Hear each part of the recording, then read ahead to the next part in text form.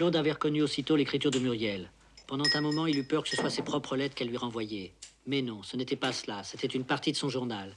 Une confession, sans doute la plus sincère et la plus intime qu'il lui serait jamais donné de lire.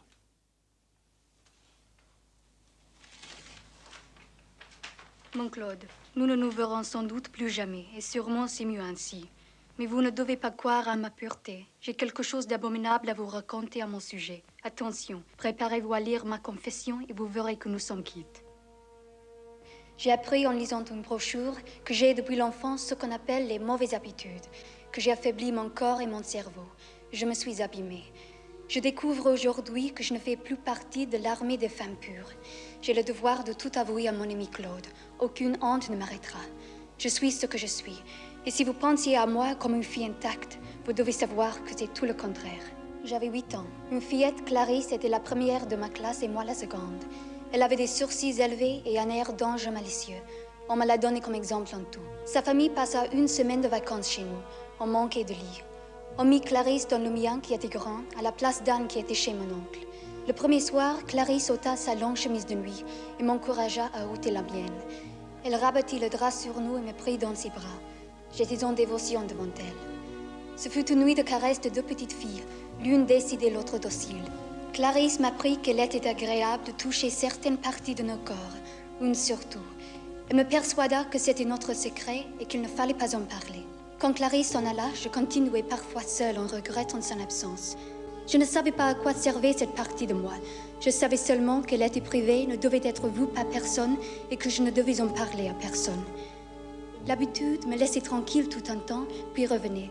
Je succombais alors, parfois avec rage plusieurs fois de suite. Vers mes 17 ans, je me rappelle un chaud dimanche, étendu sur le dos dans la campagne, en regardant le ciel bleu.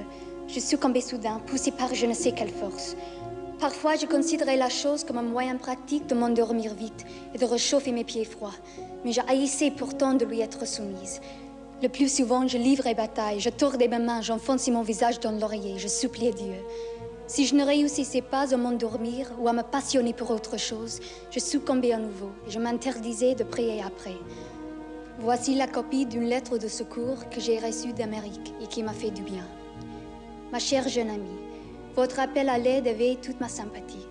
Je sais bien où vous en êtes et je ne ressens aucune répugnance, mais au contraire de l'admiration pour votre franchise. Si vous commenciez à succomber au milieu du sommeil, dites-vous, ce n'était pas moi. J'ai un tel mépris pour cet acte que même dormant, je me réveille, je saute de mon lit et je fais mes ablutions froides. Ne perdez pas votre temps à vous faire des reproches. Ayez une vie active tournée vers autrui. Cet usage nocif d'un de vos organes, qui vous a été enseigné malgré vous, va cesser. De tout cœur avec vous.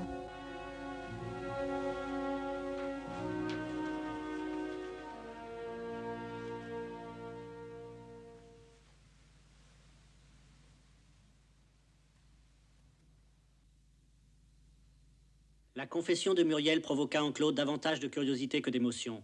Il songea surtout aux parties littéraires qu'on pouvait en tirer. Il demanda à Muriel l'autorisation de la publier sous la forme d'une petite plaquette anonyme éditée à tirage limité. Muriel refusa, mais sans montrer à Claude que sa réaction l'avait blessé. Je me suis abîmé. Je ne découvre cela qu'aujourd'hui. Je ne fais plus partie de l'armée des femmes pures. Des femmes pures. J'ai le devoir de tout avouer à Claude. Aucune honte ne m'arrêtera. Ne m'arrêtera. Je suis ce que je suis. Et si vous pensiez à moi comme à une fille intacte, vous devez savoir que c'est tout le contraire.